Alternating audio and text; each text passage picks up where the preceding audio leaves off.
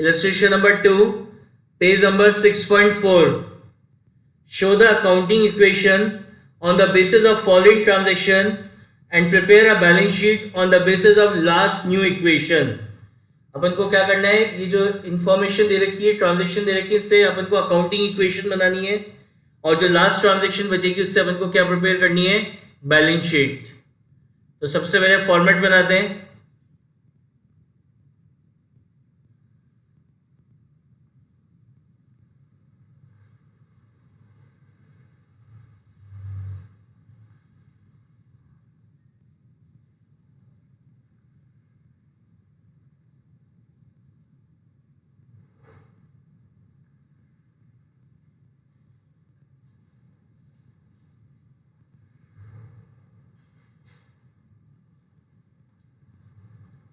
देखिए सबसे पहले ऊपर अपन लिखेंगे accounting equation.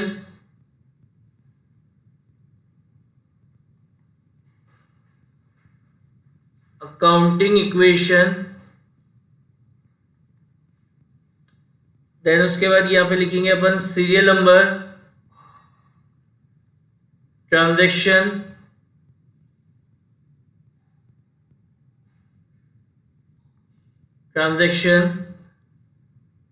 Capital plus other liabilities,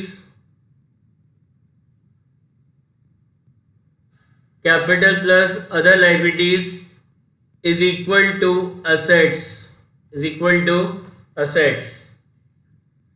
read transaction number 1. क्या कह रहा है, Mukesh started business with cash ₹80,000. कह रहा है 80,000 रुपीज लगाकर मुकेश ने अपना बिजनेस स्टार्ट करा. तो अपन यहां लिखेंगे स्टार्टेड बिजनेस विथ कैश. तो क्या कह रहा है, 80,000 रुपीज लगाकर अपना बिजनेस स्टार्ट करा. तो क्या बताया था मैंने आपको, फर्स्ट टाइम बिजनेस को स्टार्ट करने के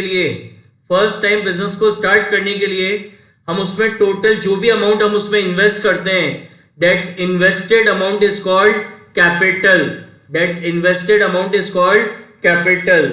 तो अपन ने 80,000 रुपीज लगाकर अपना बिजनेस स्टार्ट करा है. मुकेश ने 80,000 रुपीज लगाकर अपना बिजनेस स्टार्ट किया. तो अब इससे आपकी कैपिटल पे क्या इफेक्ट पड़ेगा, फर्स्ट टाइम बिजनेस को स्टार्ट करने के लिए जो अमाउंट इन्वेस्ट करते हैं वो आपकी कैपिटल कहलाती है. तो बिजनेस में कैपिटल आई 80,000 की. इससे आपकी अदर लायबिलिटी पे कोई इंपैक्ट नहीं पड़ेगा. और क्या होगा, और बिजनेस में कैश आ रहा है. तो कैश आपका क्या होता है, असेट होता है. और असेट में कौन सा असेट होता है, करंट असेट. तो बिजनेस में कैश के नाम का एक करंट असेट आ जाएगा. कितने रुपए का, 80,000 रुपीज का. मैंने आपको बताया था हर ट्रांजैक्शन के नीचे अपन लिखते हैं न्यू इक्वेशन. तो यहां पे आपकी न्यू इक्वेशन क्या हो जाएगी, 80,000 रुपीज की capital, other liability zero and 80,000 rupees का कैश. समझ में आया. Transaction number 2, purchase goods for cash. तो अपन यहां लिखेंगे purchase goods for cash. Purchase करे गुड्स अपन ने काय में, कैश में. तो अपन गुड्स कैश में परचेज कर रहे हैं, तो इससे आपकी कैपिटल पे कोई इंपैक्ट नहीं पड़ेगा, इससे आपकी अदर लायबिलिटी पे कोई इंपैक्ट नहीं पड़ेगा. अब क्या हुआ, अपन ने 28,000 रुपीज के गुड्स कैश में परचेज करे. इसका क्या मतलब है कि हमारे पास ये जो 80,000 रुपीज का कैश था, इसमें से 28,000 रुपीज पे कर इज आउट ऑफ 80. ये जो हमारे पास 80,000 रुपीज का कैश था, इसमें से 28,000 रुपीज देकर पे कर हमने बिजनेस में क्या परचेज करें, गुड्स परचेज करें. गुड्स को अपन अपनी अकाउंटिंग लैंग्वेज में क्या बोलते हैं, स्टॉक आपका क्या होता है, असेट. और असेट में कौन सा असेट होता है, करंट असेट. तो बिजनेस में स्टॉक के नाम का, बिजनेस में स्टॉक के नाम का एक करंट एसेट आ जाएगा कितने का, 28,000 रुपीज का। ठीक है ना। तो यानी आपकी न्यू इक्वेशन क्या हो जाएगी, what is your new equation, आपकी न्यू इक्वेशन हो जाएगी 80,000 रुपीज की कैपिटल, अदर लाइबिलिटी 0, 80 में से 28,000 गए तो आपके पास कैश बच गया कितना, 52,000 और आपके पास स्टॉक के नाम का करंट एसेट आ गया कितने का, 28,000 का, कितने का, 28,000 रुपीज का। समझ में आई बात। कैपिटल में से अपन जो ड्राइंग्स होती हैं और जो रेवेन्यू एक्सपेंसेस होते हैं और लॉस होते हैं उसको अपन कैपिटल में से डिडक्ट करते हैं। क्या क्या डिडक्ट करेंगे, ड्यूरिंग द ईयर जो लॉस होगा उसको, ड्यूरिंग द ईयर जितने की भी आपके रेवेन्यू एक्सपेंसेस हैं उनको, और तीसरा मैंने क्या आपका बताया, ड्राइंग्स। इन तीन चीजों को कैपिटल में से लेस किया जाता है। ओके, बताइए समझ में आएगा। ट्रांजैक्शन में किसी को कोई डाउट हो तो पूछिए।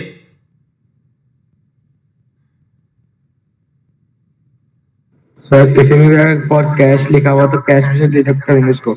हाँ, अपन ने गुड्स परचेज करे कैश में, मतलब क्या है इसका, ये जो लाइन लिखी है परचेज गुड्स फॉर कैश, इसका क्या मतलब है कि हमने 28,000 रुपीज देकर क्या परचेज कर लिया, गुड्स परचेज कर लिए। तो 28,000 का कैश चला गया बिजनेस में से, तो अभी हमारे बिजनेस का कैश कितना था, 80,000। तो 80 में से 28,000 रुपीज पे कर हमने गुड्स खरीदे, यानी इसका मतलब हमारा जो कैश बैलेंस है वो रिड्यूस हो गया। कितने से रिड्यूस हो गया, 28,000 से रिड्यूस हो गया। और ये 28,000 रुपीज पे कर क्या परचेज करे, गुड्स परचेज करे। तो गुड्स को अकाउंटिंग लैंग्वेज में क्या बोलते हैं, स्टॉक। तो बिजनेस में स्टॉक के नाम का एक करंट एसेट आ गया कितने का, 28,000 रुपीज का। आया समझ में।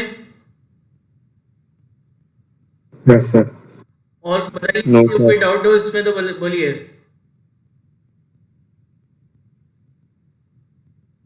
सर एक बार रिपीट करने वाला। मैंने आपको बताया परचेज करे गुड्स अपन ने कैश में, तो इससे क्या हुआ, इससे हमारी कैपिटल पे कोई इंपैक्ट नहीं पड़ेगा, अदर लाइबिलिटी पे कोई इंपैक्ट नहीं पड़ेगा।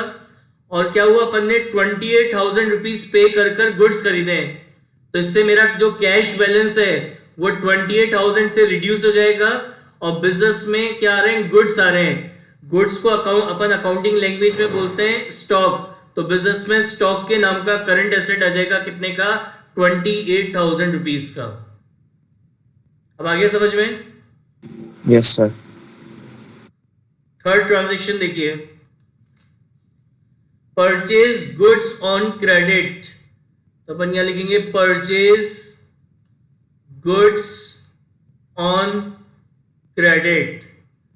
तो बिजनेस से रिलेटेड गुड्स, बिजनेस से रिलेटेड गुड्स जब हम किसी से क्रेडिट पे परचेज करते हैं, बिजनेस से रिलेटेड गुड्स जब हम किसी से क्रेडिट पे परचेज करते हैं, तो सामने वाला सप्लायर हमारा क्या कहलाता है, क्रेडिटर। सामने वाला सप्लायर हमारा क्या कहलाता है, क्रेडिटर। क्रेडिटर हमारी क्या होती है, लायबिलिटी। और लायबिलिटी में कौन सी लायबिलिटी होती है, करंट लायबिलिटी। कौन सी लायबिलिटी होती है, करंट लायबिलिटी।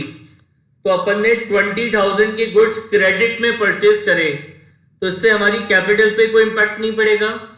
बिजनेस में क्रेडिटर के नाम की, बिजनेस में क्रेडिटर के नाम की एक करंट लायबिलिटी आ जाएगी। बिजनेस में क्रेडिटर के नाम की एक करंट लायबिलिटी आ जाएगी कितने की, 20,000 रुपीज की। अब इससे हमारे कैश पे कोई इफेक्ट नहीं पड़ेगा क्योंकि गुड्स अपन ने क्रेडिट पे परचेज करें। और ये जो हमारा स्टॉक है 28 का, ये इंक्रीज हो जाएगा कितने से, 20,000 से। अपन ने क्या परचेज करा है क्रेडिट में, अपन ने गुड्स परचेज करें क्रेडिट में। गुड्स मतलब स्टॉक, तो अपन ने स्टॉक परचेज करा क्रेडिट में, तो इससे आपका जो स्टॉक है, स्टॉक की वैल्यू इंक्रीज हो जाएगी कितने से, 20,000 रुपीज से। यानी अब आपकी न्यू इक्वेशन क्या हो गई, what is your new equation, 80,000 rupees की कैपिटल, 20,000 रुपीज के क्रेडिटर, 52,000 रुपीज का कैश एंड 48,000 रुपीज का स्टॉक। 48,000 रुपीज का क्या आ गया आपके पास, स्टॉक। 28 का पहले था, 20,000 का स्टॉक और परचेज कर लिया, यानी आपके पास स्टॉक कितना हो गया 48,000 का। बताइए समझ में आया क्या? कोई डाउट किसी को इस ट्रांजैक्शन में? Any doubt?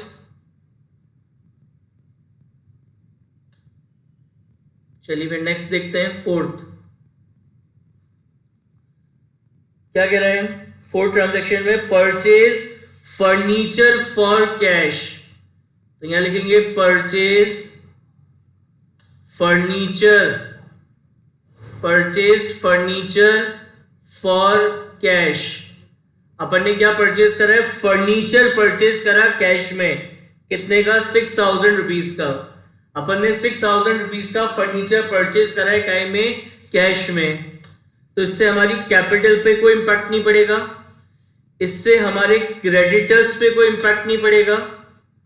हमारे पास कैश है 52,000 का कैश है, तो इससे हमारा जो कैश है वो कैश बैलेंस कम हो जाएगा। कितने से कम हो जाएगा? 6,000 रुपीज से हमारा कैश बैलेंस रिड्यूस हो जाएगा। इससे हमारे स्टॉक पे कोई इंपैक्ट नहीं पड़ेगा। और ये 6,000 रुपीज पे कर क्या खरीदा है, क्या परचेज करा है बिजनेस में? फर्नीचर परचेज करा है। तो यानी बिजनेस में क्या आ रहा है? फर्नीचर आ रहा है। फर्नीचर आपके बिजनेस का क्या होता है? एसेट होता है। और एसेट में कौन सा एसेट होता है? फिक्स्ड एसेट होता है।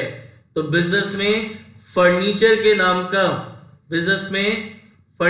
नाम का एक फिक्स्ड एसेट आ जाएगा, कितने का? 6,000 रुपीज का। यानी अब आपकी न्यू इक्वेशन क्या हो जाएगी? What is your new equation? 80,000 rupees की कैपिटल, 20,000 रुपीज के क्रेडिटर्स, 52 में से 6 गए, तो कितना बच गया कैश? 46,000 का कैश। स्टॉक पे कोई इंपैक्ट नहीं पड़ा, तो 48,000 रुपीज का स्टॉक एंड 6,000 रुपीज का फर्नीचर। बताइए कोई डाउट इसमें? Any doubt in this transaction?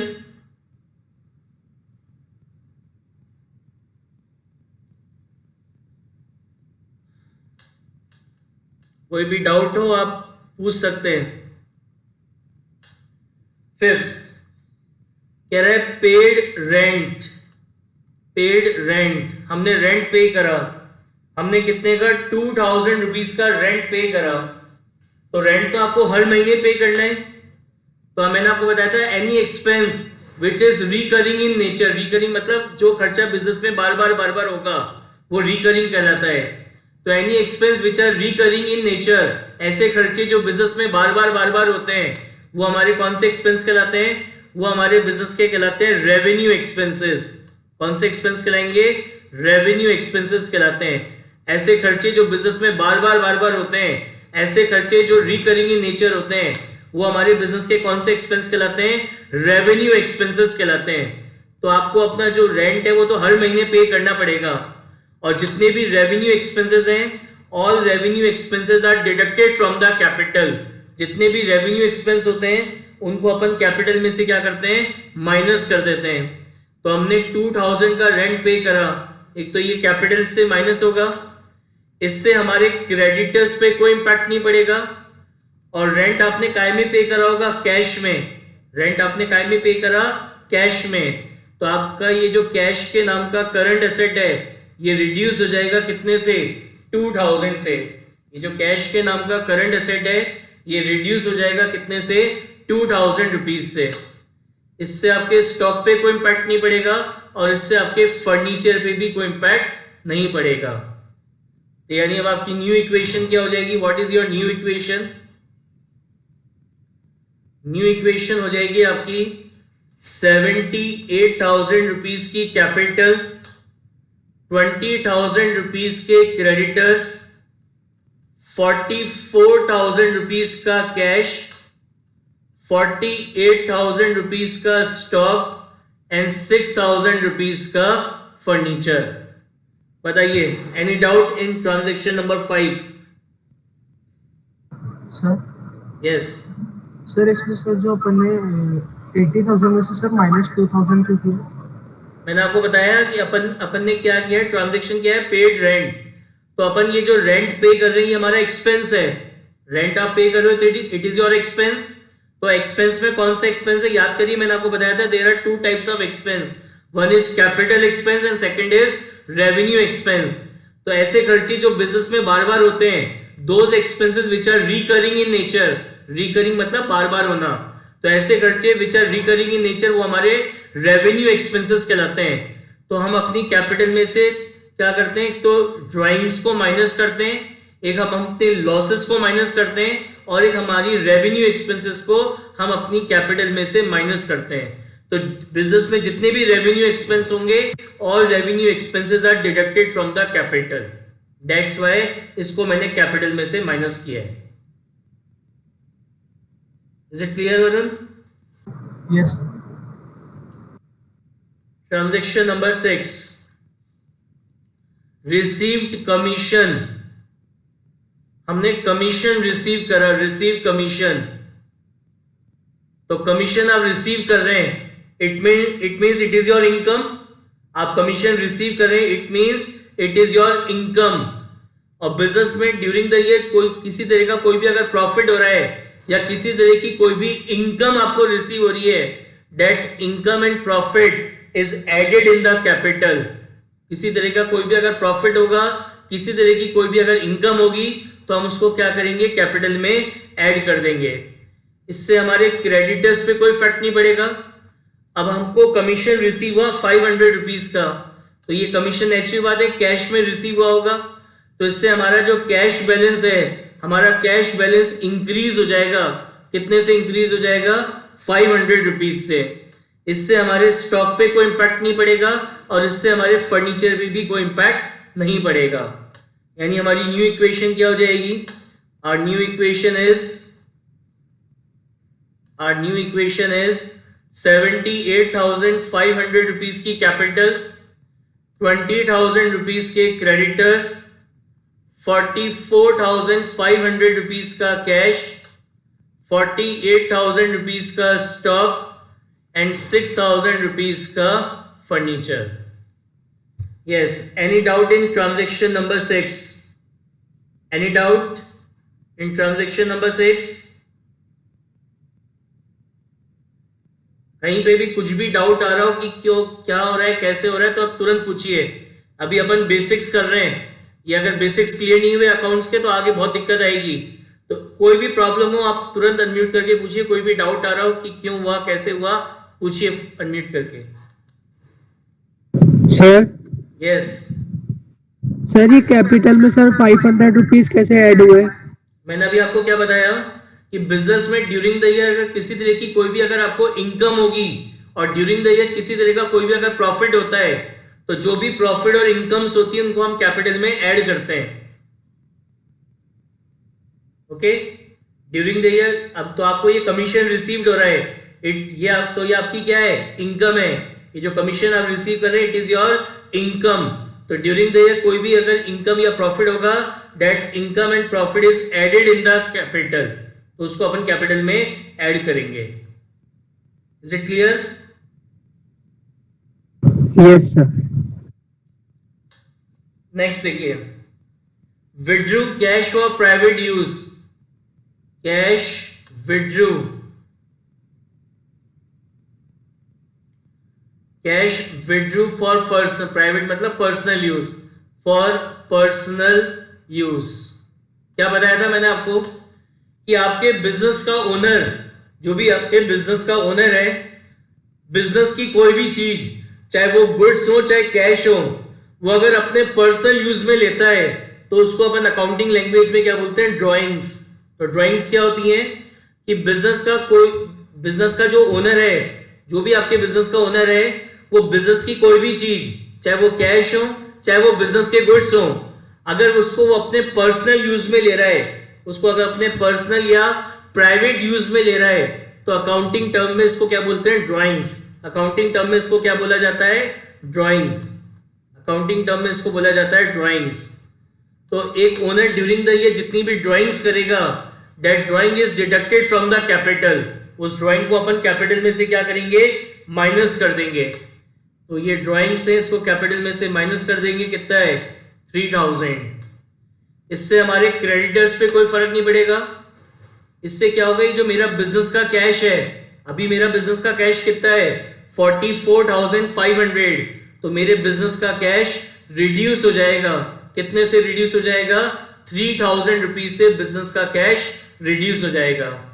इससे हमारे स्टॉक पे कोई इंपैक्ट नहीं पड़ेगा और इससे हमारे फर्नीचर पे भी कोई इंपैक्ट नहीं पड़ेगा। It means our new equation is, हमारी न्यू इक्वेशन क्या हो जाएगी, 78 में से 3000 माइनस करें तो हमारे पास कैपिटल आ जाएगी कितनी 75,500, क्रेडिटर्स हो जाएंगे कितने के 20,000 के, हमारा कैश था 44,500 का, ये हमारे बिजनेस का कैश है। बिजनेस के कैश में से 3,000 रुपीज प्रॉपर्टर ने, ओनर ने अपने प्राइवेट यूज के लिए विड्रॉ कर लिए, यानी हमारे पास बिजनेस में कैश कितना रह गया 41,500 का रह गया। इससे हमारे स्टॉक पे कोई इंपैक्ट नहीं पड़ेगा और इससे हमारे फर्नीचर पे भी कोई इंपैक्ट नहीं पड़ेगा। सॉरी, तो आपका जो स्टॉक है वो रहेगा कितना 48,000 और आपका जो फर्नीचर है वो कितना हो गया 6,000। This is your new equation. Yes, any doubt in point number 7? Any doubt? Sir explain again. हाँ, क्या चीज? Sir please explain again. मैंने आपको बताया कि बिजनेस के जो ओनर हैं, बिजनेस के जो ओनर है वो बिजनेस की कोई भी चीज जब अपने पर्सनल यूज में लेते हैं तो उसको ड्राइंग बोला जाता है। ये समझ में आ गई बात? बिजनेस का ओनर बिजनेस की कोई भी चीज, चाहे बिजनेस का कैश हो चाहे बिजनेस के गुड्स हो, अगर वो उसको पर्सनल यूज में लेगा तो वो हमारी ड्राइंग्स कहलाएंगी। और ड्यूरिंग द ईयर जो भी ड्राइंग्स होंगी, that amount of drawing is deducted from the capital. तो एक तो उसको अपन कैपिटल में से लेस कर देंगे, इससे हमारे क्रेडिटर्स पे कोई इंपैक्ट नहीं पड़ेगा। ये मेरे बिजनेस का कैश था, तो बिजनेस का कैश, ये जो बिजनेस का कैश था 44,500, इसमें से 3,000 रुपीज ओनर अपने पर्सनल यूज के लिए ले गया, यानी मेरे बिजनेस का कैश रिड्यूस हो गया। कितने से रिड्यूस हो गया 3,000 रुपीज से। इससे मेरे स्टॉक पे कोई इंपैक्ट नहीं पड़ेगा और इससे मेरे फर्नीचर पे भी कोई इंपैक्ट नहीं पड़ेगा। यानी मेरी न्यू इक्वेशन हो गई 75,500 की कैपिटल, 20,000 रुपीज के क्रेडिटर, 41,500 का कैश, 48,000 का स्टॉक एंड 6,000 रुपीज का फर्नीचर। अब क्लियर है? Yes sir. Next point number 8, sold goods on credit. हमने सोल्ड करे गुड्स क्रेडिट पे, कॉस्ट प्राइस 30,000, हमने गुड्स सोल्ड करे जिसकी कॉस्ट प्राइस है 30,000 और हमने उसको सेल कराए, हमने उसको सेल कराए कितने में 40,000 रुपीज में हमने उसको सेल कराए। यानी यहां पे आपको प्रॉफिट हो रहा है। कितने का प्रॉफिट हो रहा है 30,000 के कॉस्ट प्राइस की गुड्स 40,000 में सेल कर रहे हैं, तो यानी यहाँ पे आपको प्रॉफिट हो रहा है कितने का 10,000 रुपीज का प्रॉफिट हो रहा है। और बिजनेस से रिलेटेड गुड्स, बिजनेस से रिलेटेड गुड्स जब हम किसी को क्रेडिट पे सेल करते हैं तो सामने वाला पर्सन हमारा क्या कहलाता है डेटर। सामने वाला पर्सन हमारा क्या कहलाता है डेटर। एक ऐसा कस्टमर जिसको हमने क्रेडिट पे गुड्स सोल्ड करें तो वो सामने वाला पर्सन जो कस्टमर है वो हमारा क्या कहलाएगा डेटर। तो डेटर हमारा क्या होता है असेट होता है। क्या होता है असेट होता है। और असेट में कौन सा असेट होता है डेटर हमारा करंट असेट होता है। तो ये डेटर हमारा क्या है करंट असेट है। तो यहां लिखेंगे sold goods on credit, sold goods on credit. तो अपन ने गुड्स सोल्ड करे क्रेडिट पे तो इससे आपको 10,000 रुपीज का प्रॉफिट हो रहा है। तो अभी मैंने आपको बताया था कि ड्यूरिंग द ईयर किसी तरह का कोई भी अगर आपको प्रॉफिट होगा या कोई भी इनकम होगी, that profit and income is added in the capital. तो वो जो प्रॉफिट या इनकम होगी आप उसको कैपिटल में क्या करेंगे ऐड करेंगे। इससे आपके क्रेडिटर्स पे कोई इफेक्ट नहीं पड़ेगा, इससे आपके कैश पे भी कोई इम्पैक्ट नहीं पड़ेगा। क्यों? Because goods are sold on credit. हमने गुड्स को कैसे सेल करा है क्रेडिट पे सेल करा है, इसलिए कैश पे कोई इंपैक्ट नहीं पड़ेगा। Stock, out of the stock of 48,000, ये जो हमारा 48,000 का स्टॉक है, आउट ऑफ दिस स्टॉक हमने 30,000 रुपीज का स्टॉक सेल कर दिया, तो इससे हमारा जो ये स्टॉक है वो रिड्यूस हो जाएगा। कितने से रिड्यूस हो जाएगा? 30,000 रुपीज से रिड्यूस हो जाएगा। इससे हमारे फर्नीचर पे कोई इंपैक्ट नहीं पड़ेगा, फर्नीचर पे कोई इंपैक्ट नहीं आएगा। और बिजनेस से रिलेटेड गुड्स जब हम किसी को क्रेडिट पे सेल करते हैं तो सामने वाला हमारा क्या कहलाता है? डेटर। डेटर आपका क्या होता है? असेट। और असेट में कौन सा असेट होता है? Current asset. तो बिजनेस में डेटर के नाम का एक करंट असेट आ जाएगा। कितने का? 40,000 रुपीज का। यानी अब आपकी न्यू इक्वेशन क्या होगी? What is your new equation? Capital होगी कितनी? 85,500। आपके पास क्रेडिटर्स हो गए कितने? 20,000। 41,500 रुपीज का कैश, 18,000 रुपीज का स्टॉक, 6,000 रुपीज का फर्नीचर एंड 40,000 रुपीज के आपके हो गए डेटर्स। 40,000 की क्या हो गए आपके? डेटर्स। बताइए, any doubt in transaction number 8? Any doubt in transaction number 8? No sir. Next, point number 9, paid to creditors. हमने अपने क्रेडिटर को पे करा कितना? 15,000। हमने अपने क्रेडिटर्स को पे करा कितना? अमाउंट पे करा हमने अपने क्रेडिटर्स को 15,000 रुपीज अपन ने अपने क्रेडिटर्स को पे करे। तो इससे आपकी कैपिटल पे तो कोई इंपैक्ट नहीं पड़ेगा। आपके पास क्रेडिटर्स थे 20,000 रुपीज के। आपके पास क्रेडिटर्स थे कितने के? 20,000 रुपीज के। इसमें से आपने अपने 15,000 के क्रेडिटर्स का पेमेंट कर दिया, तो 20 में से 15,000 के क्रेडिटर्स का पेमेंट हो गया। यानी आपके जो क्रेडिटर है वो रिड्यूस हो जाएंगे, कम हो जाएंगे कितने से? 15,000 से। और वी कैन से हमारी जो क्रेडिटर की नाम की लायबिलिटी है, that liability will reduce by rupees 15,000। अब आप अपने क्रेडिटर्स को क्या पे करेंगे? नेचुरल बात है, क्रेडिटर्स को क्या पे होगा? कैश पे होगा। यानी आपका ये जो बिजनेस का कैश है 41,500, ये रिड्यूस हो जाएगा कितने से? 15,000 रुपीज से। ये बिजनेस का कैश रिड्यूस हो जाएगा बाय रुपीज 15,000। इससे हमारे स्टॉक पे कोई इंपैक्ट नहीं पड़ेगा, इससे हमारे फर्नीचर पे कोई इंपैक्ट नहीं पड़ेगा, और इससे हमारे डेटर्स पे भी कोई इंपैक्ट नहीं पड़ेगा। अब ये क्वेश्चन की लास्ट ट्रांजैक्शन थी, ये क्वेश्चन की लास्ट ट्रांजैक्शन थी, तो इसलिए यहां पे अपन लिखेंगे फाइनल इक्वेशन। अब क्या लिखेंगे यहां पे? Final equation, because this is the last transaction.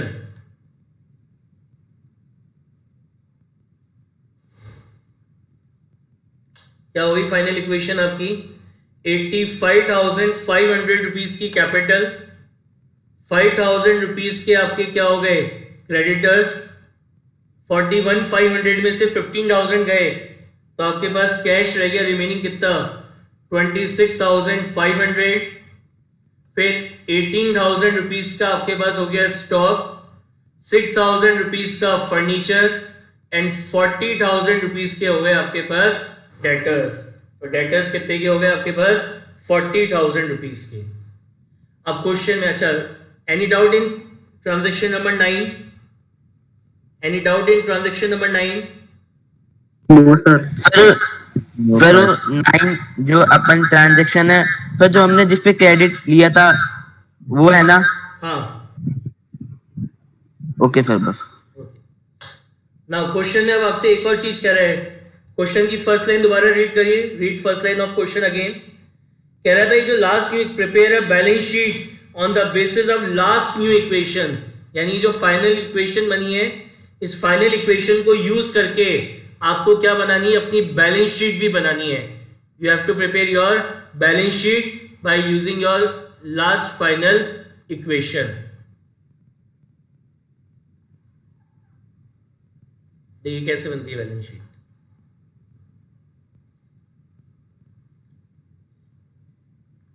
मैंने आपको बताया था कि balance sheet is a statement, balance sheet क्या है, एक स्टेटमेंट है in which left hand side shows all the liabilities of the business and right hand side shows all the assets of the business. तो ऐसा जो statement बन के तैयार होता है उसको अपन बोलते हैं बैलेंस शीट।